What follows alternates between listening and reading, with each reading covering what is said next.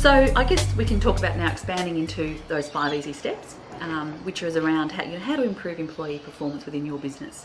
So the first one that I always find that people miss or don't really get enough information around is actually a clear job description for the employee.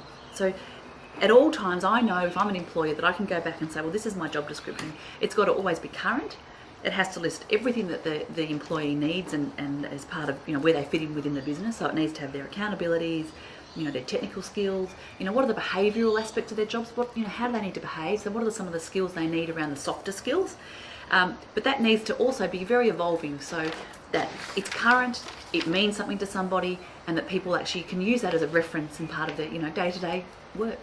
Okay. So how often is this assessed? How often does the employer go over this job description?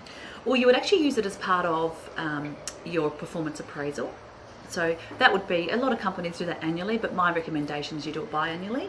So every 6 months you would use that, you would take your job description, and then you would go through your performance and actually use the job description as the starting point, or as the background of how you would measure that performance. So it needs to be current, it needs to reflect exactly what the job looks like, and that's the best way that you can actually then have a really open and honest discussion with the employee. Okay, I guess this would be easier in a big global business environment, which you're used to working with.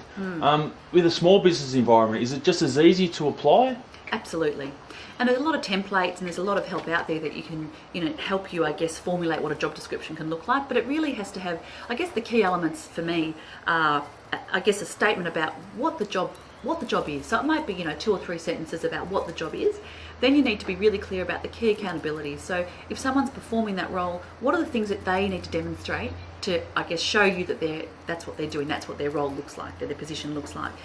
And then it's really important to actually be clear about what the technical components of the job are, and then around the behavioural components. So, is it strong leadership? Is it business acumen?